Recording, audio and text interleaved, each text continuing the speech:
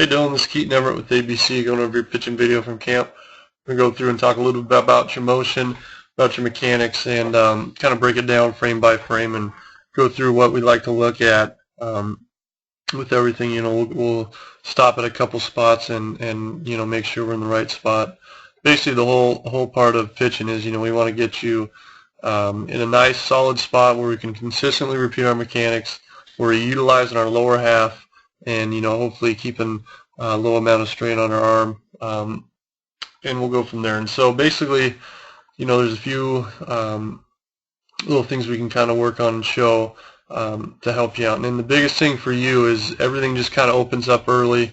You're not using that lower half, and I'll go through and talk a little bit more about that. So we'll go back here to the start. Alright, so initially what we look at is we like to look at balance and posture. Alright, when you come set, is your head staying over your body? Are we losing our posture? What are we doing with our height? And we'll just kind of go through and look at when you first lift. So when you can first lift, you can see how your head comes kind of back out of that box. So you're drifting back a little bit, so just make sure that you're already loaded up on that back leg, so that first movement's forward once you lift your leg up. If you kind of think like sprinters, the sprinters, they start back their first movements straight on the box once that gun goes off. Same sort of thing with pitching. We got to make sure that our first movement's forward. So coming through here, you can also see how as you start down, you can see your head drops out of that box. All right, we can have a little bit of drop, but we don't want to get too much bend in our knee. Watch this back leg here. You can see as we tick forward, it gets almost probably down to pretty close to 90 degrees there. And we don't get power from bending in this hip. We don't get power from our quadricep.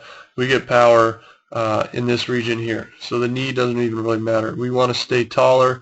We kind of want our head to follow a straight line down that mound as we get forward. And when you kind of drop down there, you make yourself shorter. You kind of lose those angles, and you can see your head kind of comes back up.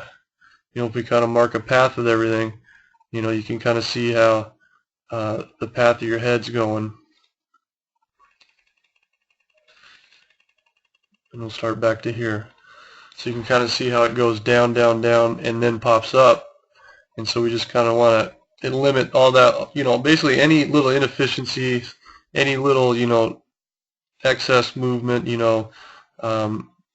that kind of causes inconsistencies in our mechanics, that causes, loss of power. And so you can see that kind of that little down and up, that's just losing some lower half, and I'll explain that a little bit more in detail. So we'll go back here to kind of ways to kind of help you fix this. And the biggest thing here is we want to take our hips, that back pocket, we want to take that first down the mound with our upper body following. Just like if you have a stake through your spine in your back hip, you're keeping that posture going all the way down, so you're not moving at all.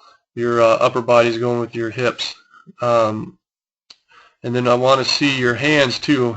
Key in on your hands here, and you can see how your ball goes up and your glove goes, or your ball goes down, your glove goes up. All right. We want to try to stay in sync a little bit more, where this glove is kind of following the same path as your arm. If your arm goes down, the ball's going down. If your arm's kind of going up, your ball's kind of spiking straight up. So we kind of want to match those angles up, so we don't just kind of drop this up here, which will swing open, as I kind of mentioned earlier. So at this position, we like to see that glove, down around this area, kind of following this foot. It kind of wants to, if there's a string on that foot, it kind of wants to follow it. Where out here, your glove's getting out at this spot instead of back over your knee. All right, so just kind of, pretend like that glove's on your foot or something. And so in this spot here, we like to still see your hips still a little bit close. Maybe your leg might be about here, but that foot still hasn't kicked down open early. All right, because you're and that glove will kind of be out here a little bit more too. So just make sure that those, the ball in the hands, the ball and the glove are coming down and out with everything, so then you can get your foot strike out here. So foot strike, once that front foot first hits the ground, which looks like it's about right here, you're really getting out on that heel. This arm is at a good spot. You know, nothing red flagging injury-wise.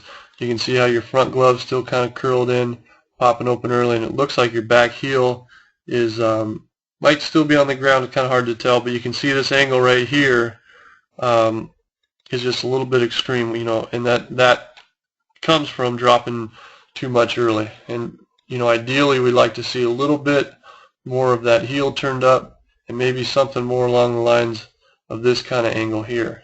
All right, where we just don't want those hard angles with our legs here. You know, this is almost 90 degrees, and so that, again, that's just taking power from the hips and putting them down in the knee where we don't have as much going on. All right, so then through your release point, you know, you actually have a pretty good release. You know, everything's really good. You can see his back foot's just coming off the ground, which isn't too bad, but your release is your head's getting out over that front foot. You know, you're releasing the ball out here, and so release point wise, everything's pretty solid. So it's just a matter of getting there, keeping yourself closed longer, and using more of that lower half to get going, to generate more velocity. You know, that's going to be big for you. Is just try to stay taller, get the hips going, keep them closed as long as you can, because you already have a good finish going on.